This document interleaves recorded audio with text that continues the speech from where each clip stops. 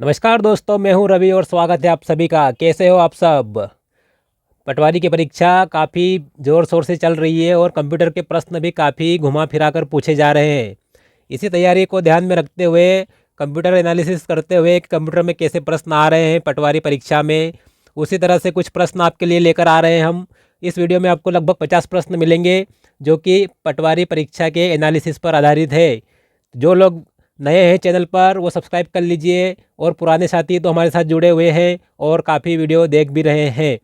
चलिए शुरू करते हैं महत्वपूर्ण प्रश्नों को। और इसका पीडीएफ साथियों, इसका पीडीएफ आपको मिल जाएगा। पीडीएफ इसका पीडीएफ आपको मिलेगा एहसास एहसास आईएएस एकेडमी टेलीग्राम ग्रुप पर मिल जाएगा साथियों। टेलीग्राम ग्रुप पर आपको इसका पीडीएफ मिल जाएगा। तो जाकर वहाँ पर जो हमारा ग्रुप है टेलीग्राम का वो ज्वाइन कर लीजिए। लिंक आपको वीडियो के डिस्क्रिप्शन में मिल जाएगी साथियों। ध्यान रखिए, आपको इसका पीडीएफ मिल जाएगा। चलिए शुरुआत करते हैं, प्रश्नों को देखते हैं साथियों। क्या प्रश्न है आपके लिए, इसमें क्या प्रश्न लेकर आए हैं। चलिए बढ़ते हैं प्रश्नों की ओर। चलिए देखिए, पहला प्रश्न आपकी स्क्रीन पर पहले से ही मौजूद है। तो देखिए साथियों, पहला प्रश्न क्या पूछा गया है आपसे। पहला प्रश्न क्या पूछा गया है। पहला प्रश्न है, इंटेल कंपनी के संस्थापक कौन थे। इंटेल कंपनी जो कि माइक्रो प्रोसेसर बनाती है, इसके संस्थापक कौन थे साथियों। तो इसके संस्थापक कौन थे साथियों, ध्यान रखिएगा। इसके संस्थापक थे रॉबर्ट नोई और गॉर्डन मूरे। तो आपका उत्तर क्या होगा साथियों, आपका उत्तर होगा उपरोक्त दोनों। क्या आंसर होगा आपका, उपरोक्त दोनों। इन दोनों ने मिलकर इंटेल कंपनी की स्थापना की थी साथियों। ध्यान रखिए, बिल्कुल बहुत ही बेहतरीन प्रश्न है आपकी स्क्रीन पर। देखिए अगला प्रश्न, और इससे और भी ज़्यादा अच्छा प्रश्न आपको मिलेगा। देखिए साथियों, SQL structure structured query language, SQL का फुल फॉर्म अगर कहा जाए तो स्ट्रक्चर्ड क्वेरी लैंग्वेज होता है साथियों। एक साधारण उच्च स्तरीय भाषा का विकास किसने किया था। क्या है प्रश्न साथियों, ध्यान से पढ़िए। एसक्यूएल साधारण उच्च स्तरीय भाषा का विकास किसने किया था। तो साथियों किसने किया था, आईबीएम। किसने किया था, आईबीएम। इसका पूरा नाम क्या है साथियों, इंटरनेशनल बिजनेस मशीन। क्या है, इंटरनेशनल बिजनेस मशीन। चलिए अगला प्रश्न देखते हैं साथियों। जुड़े रहिए चैनल पर, आपको इसी तरह से बेहतरीन प्रश्नों के वीडियो मिलते रहेंगे, जिसमें आपको साइंस भी मिलेगा, हिंदी मिलेगा, एमपी जीके मिलेगा और कंप्यूटर भी मिलेगा। और साथ में आपको static GK, sports, current affair सब कुछ बताया जा रहा है। यहाँ पर महत्वपूर्ण प्रश्न चुन चुन कर लाए जा रहे हैं आपके लिए और परीक्षा में आ भी रहे हैं। अगर आपको विश्वास नहीं है तो पुराने वीडियो जाकर देखिए, और जो आप एनालिसिस देखते हैं पटवारी का रोज परीक्षा में, तो वहाँ पर भी देखिए, मिलाइए कि कौन से क्वेश्चन जो हमने कराए थे वो आए हैं और कौन से नहीं आए हैं। कमेंट करके बताइएगा। चलिए आगे देखिए, क्वेश्चन नंबर 3 देखिए साथियों। माइक्रोसॉफ्ट वर्ड में सबसे छोटा फॉन्ट साइज कितना होता है साथियों।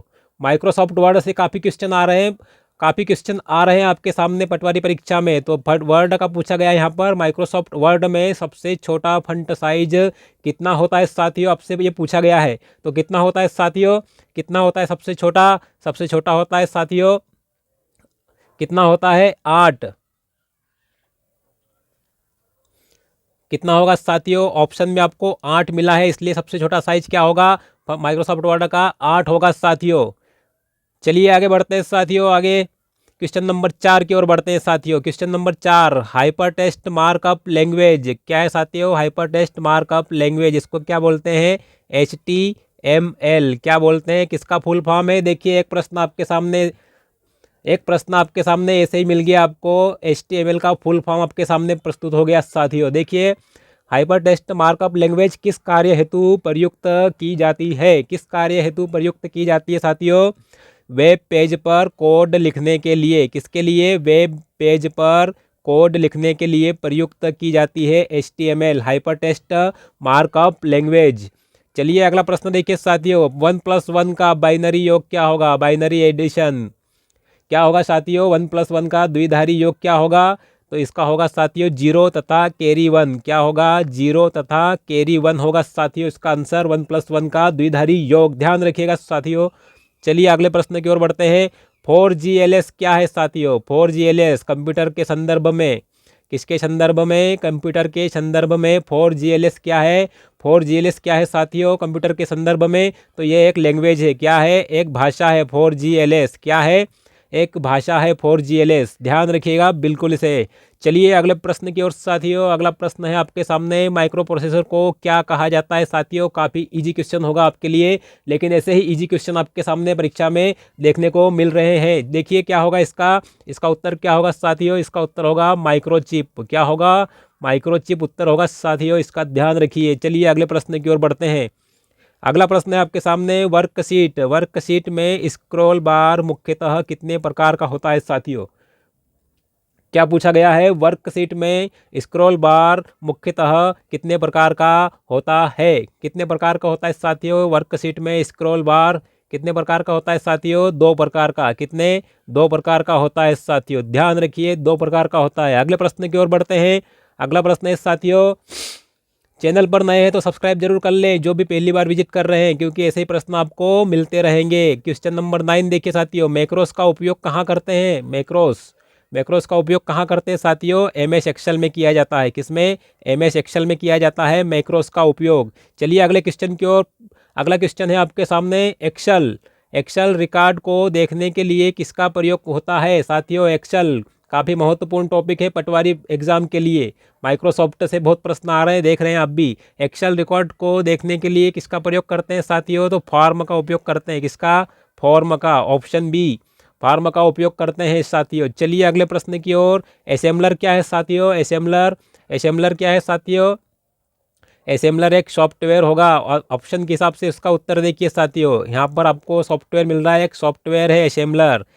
क्या करता है साथियों? इसका कमेंट करके बताइए, इसका उपयोग क्या है असेंबलर का, कंपाइलर का, इंटरप्रेटर का।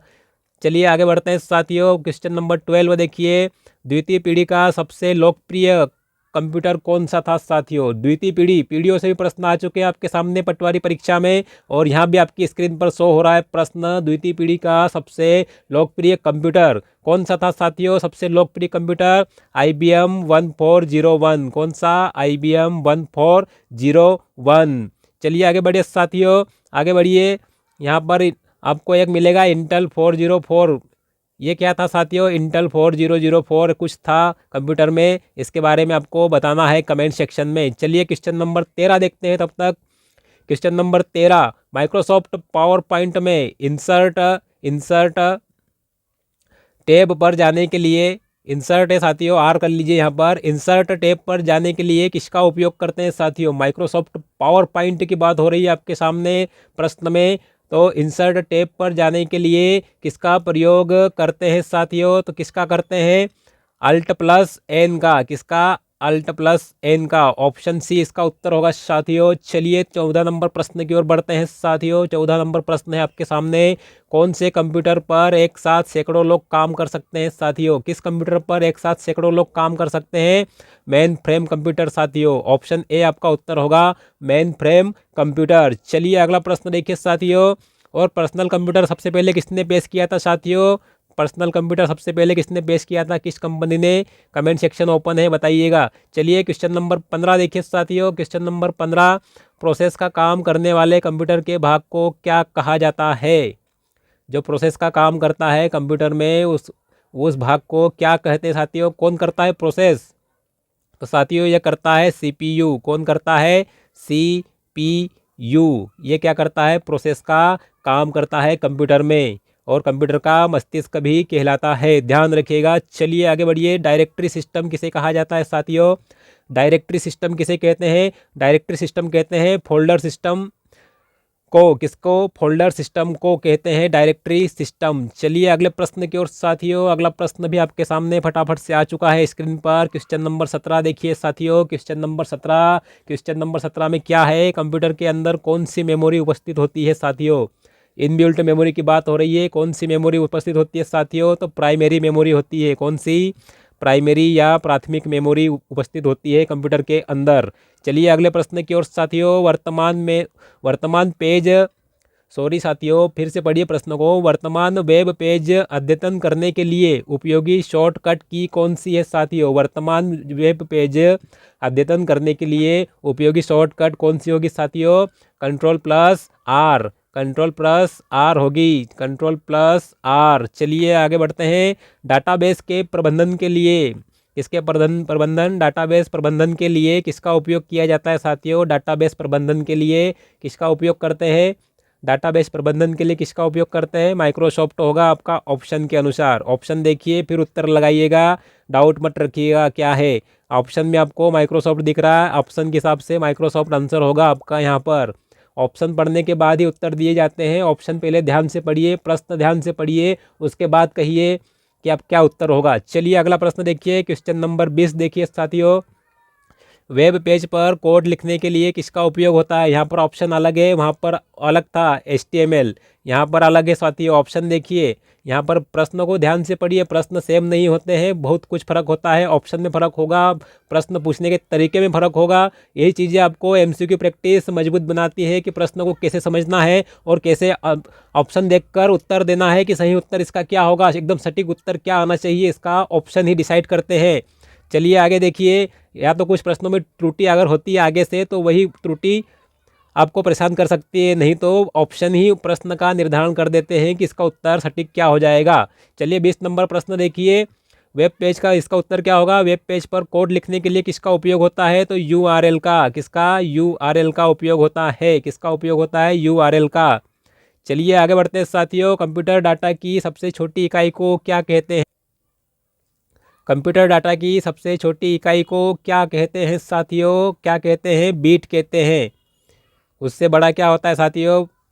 सबसे बड़ा अभी वर्तमान में क्या चल रहा है? ब्रोंटो बाइट, जियो बाइट, पता नहीं कौन कौन से बाइट आते जा रहे हैं, क्योंकि मेमोरी बहुत छोटी होती जा रही है और उसका संग्रह क्षेत्र बढ़ता जा रहा है, साइज कम हो रहा है। चलिए आगे बढ़ते हैं साथियों। अगला प्रश्न क्या है आपके सामने? वेलकम टू द डगियोन साथियों, मोस्ट इम्पोर्टेंट प्रश्न है, मोस्ट इम्पोर्टेंट प्रश्न आपके स्क्रीन पर।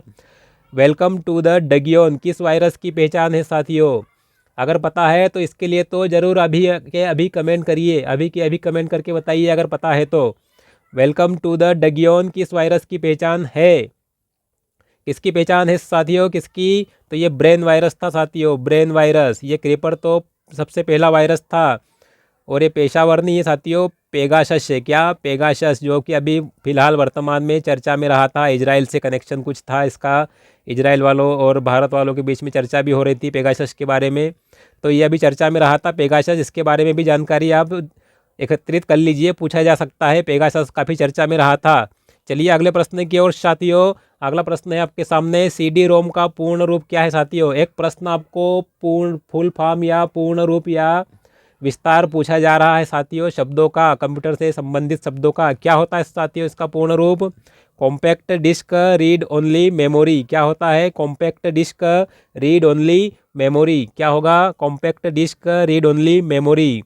साथियों अगला प्रश्न है, भाषा से, कंप्यूटर लैंग्वेज, विज्ञान के क्षेत्र में उपयोगी भाषा कौन सी है साथियों? विज्ञान के क्षेत्र में उपयोगी भाषा कौन सी है साथियों? तो ये है फोर्ट्रॉन, फार्मूला ट्रांसलेशन। इसका फुल फॉर्म क्या होता है? Formula translation. ये किसके क्षेत्र में उपयोगी है?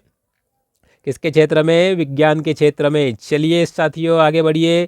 कोबोल क्या है? कॉमन बिजनेस ओरिएंटेशन लैंग्वेज है। जावा का उपयोग किस पे होता है? इंटरनेट पर। SQL क्या है? स्ट्रक्चर्ड क्वेरी लैंग्वेज, इसका फुल फॉर्म होता है साथियों। चलिए क्वेश्चन नंबर 25 की ओर बढ़िए। कंप्यूटर में स्थित स्थायी मेमोरी को क्या कहा जाता है साथियों? कंप्यूटर में स्थित स्थायी मेमोरी को क्या कहेंगे? ऑप्शन के हिसाब से आपका रीड ओनली मेमोरी होगा, रोम। क्या होगा? Read only memory. चलिए आगे बढ़िए साथियों। आगे क्या है आपके सामने? सेल में कैरेक्टर्स की संख्या को गिनने के लिए प्रयुक्त फंक्शन कौन सा है साथियों? सेल में कैरेक्टर्स की संख्या को गिनने के लिए प्रयुक्त फंक्शन कौन सा है? तो यहाँ पर आपका होगा LEN। क्या होगा? LEN फंक्शन होता है शब्दों की संख्या गिनने के लिए। चलिए आगे देखिए, CPU में C का क्या शब्द क्या है साथियों? तो क्या है? सेंट्रल है। क्या है? Central processing unit. Full form क्या होता है? Central processing unit. कंट्रोल पे मत जाइएगा, बाकी गलत है। चलिए आगे बढ़ते हैं साथियों। आगे प्रश्न क्या है आपके सामने? MS पावर पॉइंट में slide show. MS power point फिर आपके सामने स्लाइड शो को शुरू करने के लिए उपयोगी की।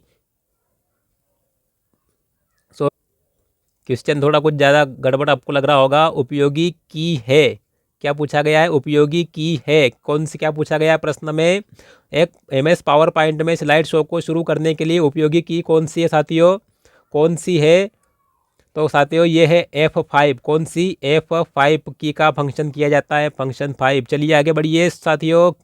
वह एप्लीकेशन सॉफ्टवेयर जिसे बिना मूल्य चुकाए डाउनलोड कर सकते हैं साथियों, क्या होगा, फ्रीवेयर। क्या होगा, फ्रीवेयर। इसको बिना मूल्य चुकाए हम डाउनलोड करके उपयोग कर सकते हैं। एडवेयर क्या है साथियों, यह एक वायरस का प्रकार है।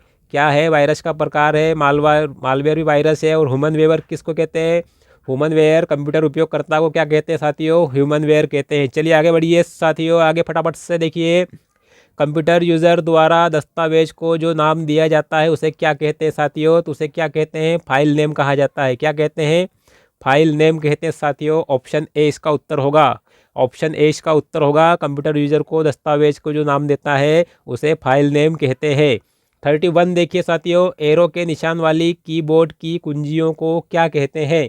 एरो के निशान वाली कीबोर्ड की कुंजियों को क्या कहते हैं साथियों, नेविगेशन की कहते हैं। क्या कहते हैं, नेविगेशन की कहा जाता है। नेविगेशन, नेविगेशन की कहते हैं। एरो के निशान जो ऐसे एरो के निशान बने होते हैं साथियों, एरो के निशान जो ऐसे बने होते हैं ये नेविगेशन की के उदाहरण हैं या उपयोग है इनका नेविगेशन के लिए।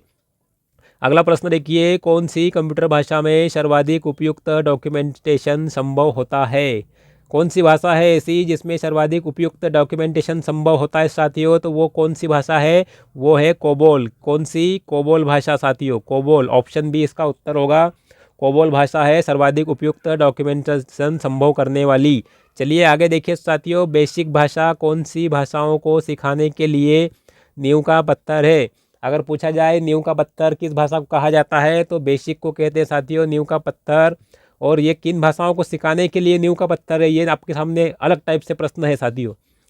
तो ये पास्कल के लिए भी है, अल्गोल और फोर्ट्रॉन सभी के लिए नींव का पत्थर है। इसलिए तीनों के लिए, उपरोक्त तीनों के लिए नींव का पत्थर है सिखाने के लिए। तो आपका आंसर क्या होगा, उपरोक्त सभी होगा साथियों। अगले प्रश्न देखिए साथियों, क्वेश्चन नंबर 34 है साथियों। सॉफ्टवेयर का प्राथमिक उद्देश्य डाटा को किसमें परिवर्तित करना होता है साथियों, किसमें परिवर्तित करता है सॉफ्टवेयर, सूचना में परिवर्तित करता है डाटा को। किसमें, सूचना में परिवर्तित करता है, यही इसका प्राथमिक उद्देश्य होता है सॉफ्टवेयर का। चलिए अगला प्रश्न देखिए, विद्यमान डॉक्यूमेंट को परिवर्तित करने को क्या कहते हैं साथियों, तो एडिटिंग कहते हैं। एडिटिंग करके परिवर्तन करते हैं हम वर्तमान डॉक्यूमेंट्स में। चलिए आगे देखिए साथियों, व्यावसायिक कार्यों को करने के लिए उपयोगी भाषा कौन सी है साथियों, व्यावसायिक कार्य करने के लिए उपयोगी भाषा कौन सी है साथियों, common business orientation language, COBOL. कौन सी भाषा, कोबोल है साथियों, कोबोल व्यावसायिक कार्य के लिए। चलिए अगला प्रश्न देखिए साथियों, अगला प्रश्न आपकी स्क्रीन पर है। पहली इलेक्ट्रॉनिक वर्कशीट को क्या कहते हैं साथियों, जो प्रथम इलेक्ट्रॉनिक वर्कशीट को क्या कहते हैं साथियों, तो वीजी कैल्क कहा जाता है। क्या कहते हैं, वीजी कैल्क।